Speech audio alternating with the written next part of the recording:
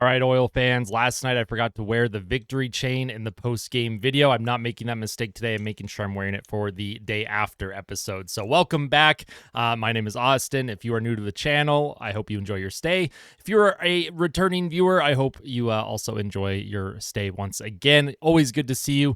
The support has been amazing, by the way. That live stream last night was so much fun. There was so many people that tuned in. Almost 5,000 people tuned in last night at some point, which is just, it blows the mind. But the Edmonton Oilers, they found a way to extend the series. They win 8-1 over the Florida Panthers.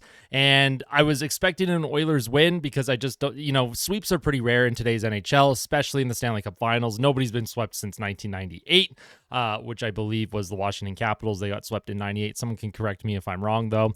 And, for the Oilers, it's good to see because they've got a little bit of momentum here. I think they were able to finally solve Sergei Bobrovsky, and we'll see if Bobrovsky's able to rebound in Game 5 back in Florida.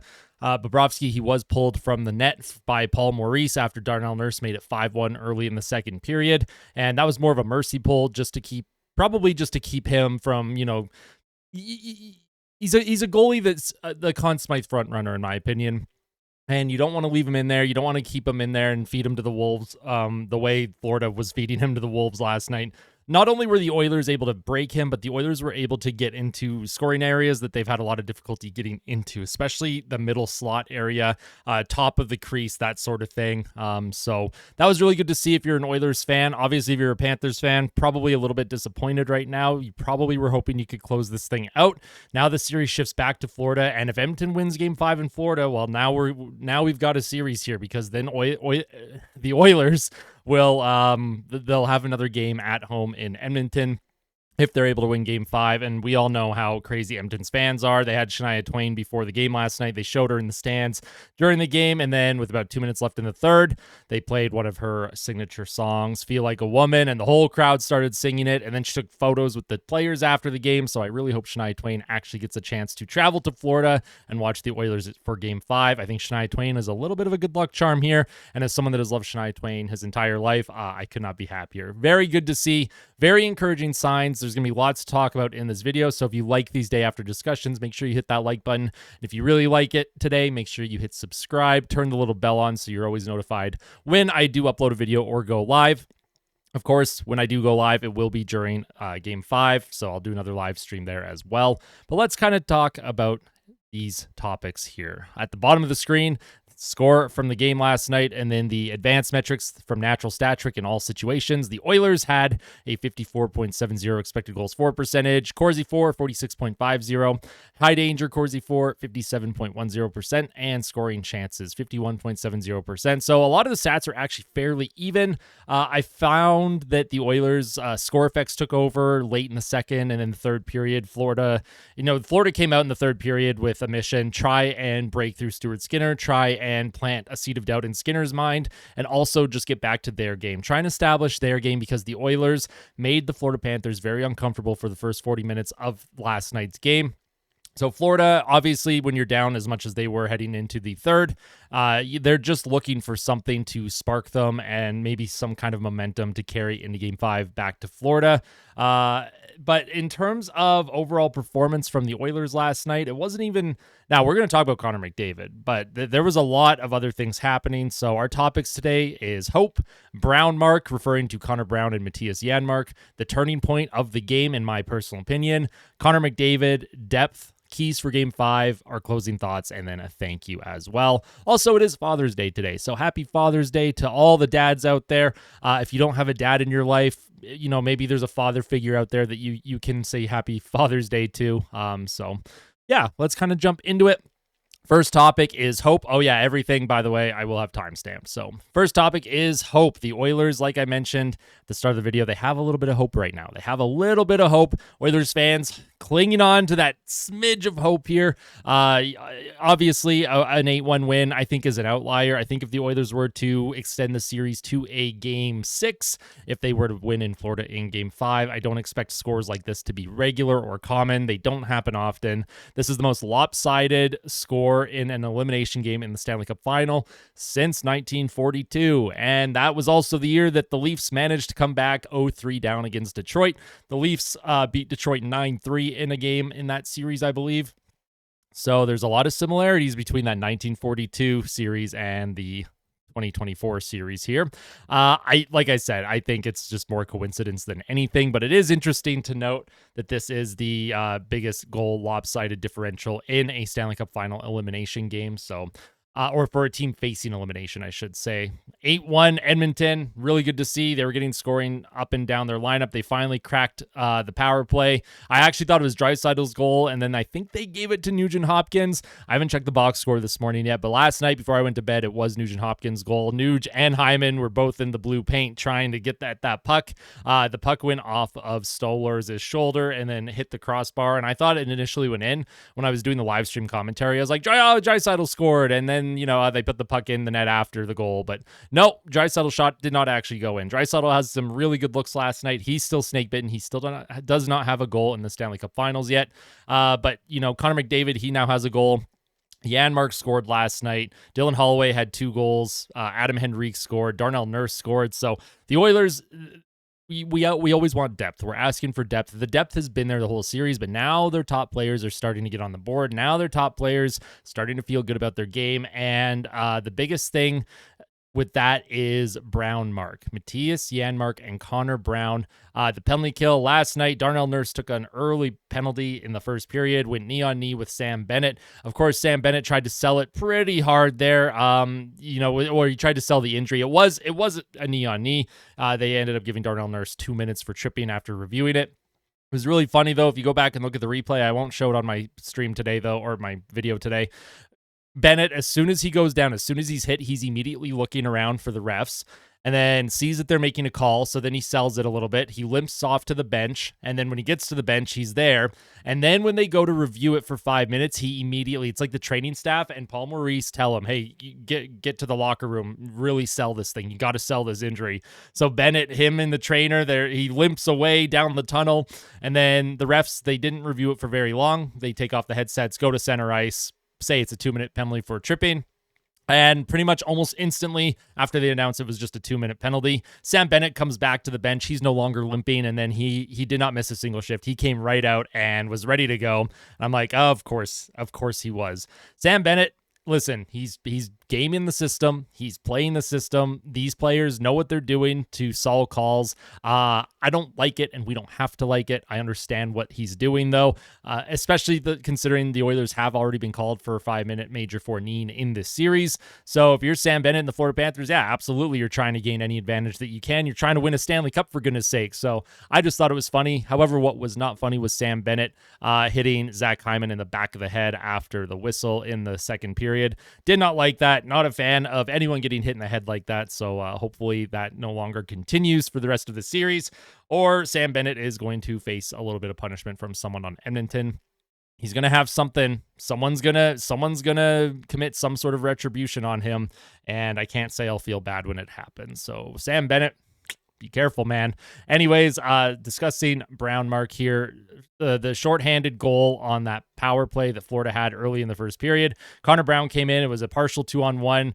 Sergei Bobrovsky overcommitted to Connor Brown's potential shot, and then Brandon Montour off Florida. He slides, trying to take the pass away from Janmark. He slides into Bobrovsky, takes his goaltender out. Puck comes out in front, and Janmark, he didn't even actually get a good shot off. It was Barkov coming in on the back check that kind of hit the puck in his own net after Janmark made contact with the puck.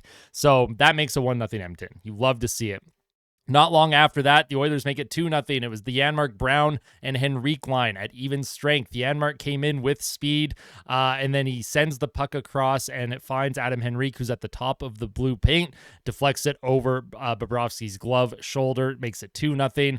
And then Florida, they make it 2-1. And then, to me, the big turning point of this game, which is what I'm going to segue into, there was a 2-on-1 for the Panthers. Verhaeghe with the shot, and Stuart Skinner, he comes across his crease. He stretches his body out. He stretches his glove out, his arm, and he makes an unbelievable save. And on the live stream last night, I told everyone that was watching, I said, this could be a turning point. I was like, that is a huge difference maker. Keeping the game 2-1, keeping the Oilers from, being in a tie after going up 2-0. I was like, Stuart Skinner may have just saved the game there. And the Oilers never looked back after that. The Oilers completely took over. They were able to get a third goal before the end of the first period. So you're up by 2 goals after one instead of only up by 1 or even tied if Florida had been able to score and tie it at 2. It was an unbelievable save on Verhaeghe. And then Stuart Skinner, he had a pretty similar save on Tkachuk later in the game. I think it was in the third period. He made an unbelievable, again, he's coming across his crease, outstretches his arm, glove, everything. And for Stuart Skinner, there's always a lot of talk about Skinner's game, the inconsistencies. All we ask for is to make the big save. Make a big save. Give the team a chance to settle down and spark them. Spark the guys in front of you.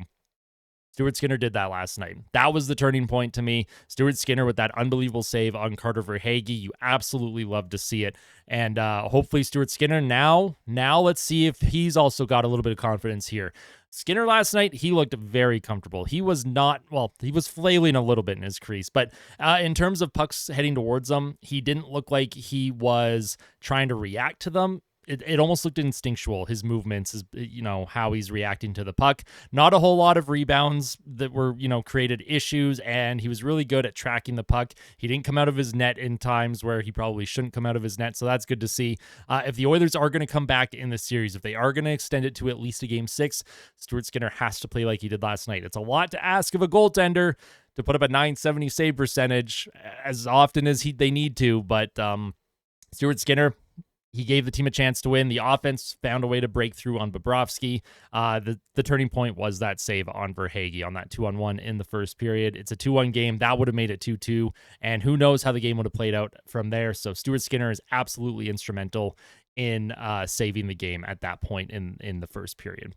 Next player I want to talk about here is Connor McDavid. Connor McDavid, he has now set the all-time assists record for a single postseason. He got a couple of assists last night, and by a couple, he had 3 assists. And, he is now ahead of Wayne Gretzky in that category. 32 assists in a single playoffs now. Connor McDavid has 6 goals. He has 38 points. And yeah, he had 1 goal and 3 assists last night. So, and if you're looking at McDavid here, he actually has 7 points in his last 3 games here. So it really looks like he's found a way to start turning things up. He's finding some production here. And that's a real good sign if you're the Edmonton Oilers. If they have their captain and arguably their best player starting to heat up, that obviously is beneficial to Edmonton in every category possible. Now, if you look at the forwards as a whole, not just Connor McDavid, every single forward last night had a point except for Derek Ryan, but I liked Derek Ryan's game. I thought he looked good. I thought the bottom 6 in general looked amazing, but Connor McDavid, he's just on a level right now where the team went down 0-3, and he puts a lot of pressure on himself. And, when the fans are upset, he takes that on himself. He thinks that, he's contributed and part of the reason why fans are upset. When the Oilers were 2-9-1, you could tell how much that was weighing on him because he prides himself on not producing himself, but helping this team win and be successful. And he wants a winning team in Edmonton. And anyone that says McDavid doesn't care about Edmonton or would leave the city, I've never believed it. I never will believe it. Connor McDavid is one of those players that, I'm surprised gets the hate that he does. He really is a humble, down to earth individual who lays it out. He lays everything out on the line, 110% every single game. And he does what he can for the fans all the time, even when they harass him outside of a liquor store. Please don't do that. For the love of God, please don't do that. Connor McDavid, though, instrumental in the Oilers' win last night. And if he's found a way, if he's starting to heat up here, like I said, he has 7 points in the last 3 games. I've mentioned earlier in this series, you can only hope to contain players like McDavid and Draisaitl. But at some point, the dam will break open. It will burst open. The floodgates, they will give. And have we seen the floodgates give here? Last night, in a 1-game sample size, yes. We'll have to see if the Oilers are able to continue to push and find a way to score again in Game 5. And because Sergei Bobrovsky, he's pretty good at rebounding. but Bobrovsky is also known to have some stinkers as well. I said that before the series started, that Sergei Bobrovsky is clearly the better goaltender in the series, but he is prone to those 1 or 2 games where it's like, oh, Bobrovsky, we got old school Bobrovsky here. He's struggling a little bit. That's good news for the Oilers. Obviously, Florida is hoping that Bobrovsky is able to rebound and get back to the level that he's been at in games 1 through 3 here. The Oilers were starting, you could see the cracks starting to show in the Florida Panthers defense in game 3. I thought the Oilers, for the most part, played pretty well in Game 3. Might have deserved a little bit better. Stuart Skinner was not able to make the saves that he needed to keep the Oilers in that game, and it was too little too late in the third period with the comeback. But tonight, the Oilers never looked back. They got the lead. They held on to it, and that is a really good sign. Last night, also, when we talk about depth here, I'm going to just move into that. Depth. Dylan Holloway had 2 goals and an assist. Dylan Holloway, he's been given some more opportunity in that top 6, and he has looked great up there. Dylan Holloway, he's on the cusp of truly breaking out and being an offensive top 6 scoring winger that this team envisioned when they drafted him. I know he's played center and he can play center, but I think he is going to be much better suited on the wing. Same with Ryan McLeod. I think McLeod is a better winger in my personal opinion. It's just the speed.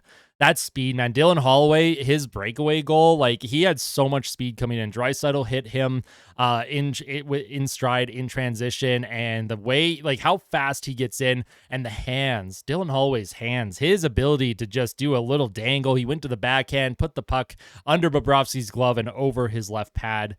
You love to see that. Janmark had a goal and an assist. Hyman had 2 assists. Leon Draisaitl, he had 2 assists as well. So it's good to see Draisaitl finally produce a couple points here. Those are his first 2 points of the Stanley Cup Final. Let's see if that, switches something for his game, because without Draisaitl producing, the team obviously, they need more from him, and they got a little bit from him last night. That is good to see. Adam Henrique had a goal. You had Connor Brown with an assist. He was +2. Warren Fogle had an assist, and Warren Fogle was +3. I actually really liked Warren Fogle's game last night. Ryan McLeod, he had a goal. Ryan McLeod's goal, that slap shot, it was bar down. I was like, okay, like, where did that come from? Can we get more of that, please, from Ryan McLeod? That was an unbelievable goal. Poor Stallers, too, in net for the Florida Panthers. I feel bad for him. He didn't deserve to be put in the net and have to go up against that. Nugent-Hopkins had a goal. Nugent was a -1, though, apparently. Interesting. Derek Ryan, like I said, he's the only forward that had no points last night for Edmonton, but I did like his game overall. I thought Derek Ryan played very well. When we look at the defense, Evan Bouchard, he had an assist. Ekholm had an assist. Darnell Nurse had a goal, and I thought that was probably Darnell Nurse's best game as an Oiler in the playoffs so far. Brett Kulak had an assist. Cody Ceci, he didn't have a point, but he was a +3. I actually thought Cody Ceci and Brett Kulak played real solid hockey. And Philip Broberg, a +3. Philip Broberg has been unbelievable this postseason. He has played 7 games. He has 2 goals, and he's a +5 rating. And for someone that was, Philip Broberg is a player that, there was the trade request earlier in the year. He wasn't given a lot of opportunity on the Oilers defensive group. He was sent down to the AHL. He played well in the AHL, and he's been patient. The organization's been patient with him. For a lot of fans, maybe a little bit too patient, but Philip Broberg, he's really started to step up here.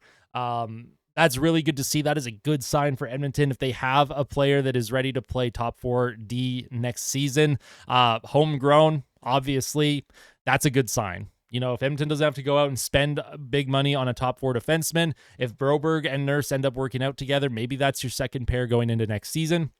Of course, we're not in the next season yet, but that's something definitely to think of. So when we look at the overall picture here, keys for Game 5. Obviously, major key for Game 5 is for the Oilers to just keep playing their game. Before the game started last night, someone asked me, they're like, what do the Oilers have to do to be successful tonight? What do they have to do to win Game 4? And I said to the chat, I was like, they just have to rely on their instincts. They don't need to do anything fancy. All of these players have played big moments in their careers, whether it's on the world stage or in junior or in the AHL or wherever it's been. A lot of these, if not most of these players, have had championship games at some point, championship series moments, high pressure situations. They know what it takes to win. The Stanley Cup is a little bit different, but the players just have to rely on instinct. That's all they have to do. These guys just play the system, rely on your instincts, trust your teammates, and trust yourself. Those are the biggest takeaways here. Trust your own game. I think McDavid sometimes is still trying to do a little bit too much. He tries to skate through 3 or 4 players. Florida is not going to allow him to break through like that. I think an encouraging sign for Edmonton is that with the top 6 being held as scoreless as they were until last night, it's allowed the bottom 6 a little bit of space and breathing room to go out there and go after different lines on Florida.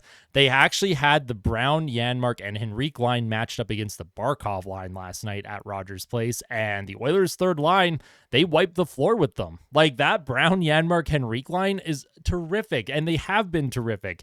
And I'm very excited for Game 5. I'm excited to see if they're able to continue to push the pace. And another encouraging sign is the Oilers were finally able to score on the power play as well. As we all know, the Oilers had not had a power play goal in this series until last night, so that is a very encouraging sign. And then, yeah, that's pretty much my video today. More brief than usual. I always say that these videos are going to be shorter. I'm always like, yeah, this video, you know, I don't have much of a voice today. It's going to be a 25, 30-minute long video tops, and then it ends up being 40 minutes. I wanted to make sure that this video was a little bit shorter. I wanted to just kind of streamline things. I discussed a lot about the game last night in my reaction video, and of course today I have some plans, so I wanted to make sure that I just streamlined it, and you know, everyone watching isn't sitting here listening to me ramble for 40 minutes about different topics. So tried to just keep it streamlined today. If you ended up liking today's video, make sure you hit like on the video today, and if you really liked it and you're not yet subscribed, make sure you do subscribe, because no matter when this series ends, no matter when the Stanley Cup is handed out, there will be a ton of content from me in the future, pretty much daily uploads all the time. If that's something you're looking forward to, highly recommend subscribing and hanging out. We have a really good, positive community right now. Panthers fans, again, good game. Giving you a little handshake through the webcam there. And tell someone that you love them. Happy Father's Day. I hope it's a wonderful Father's Day for everyone. Whatever your plans are, I hope they are a blast. I hope you all have a safe day. And of course, I'll end off with fight like a kid and fight like Ben. I always wear this every single day, the Ben Stelter Foundation wristbands. I always leave a link in the description. I don't know if they're still available to sell right now. I know they were running pretty low on stock about a week or two ago. So, but that's always an option. I do wear this all the time. It's a friendly reminder that at the end of the day, this is just a game, and, you know, not to take things too seriously in life. I hope everyone has a wonderful day. We'll see you all soon. Thank you so much for your support. It means the world to me. See you later, Oil Country.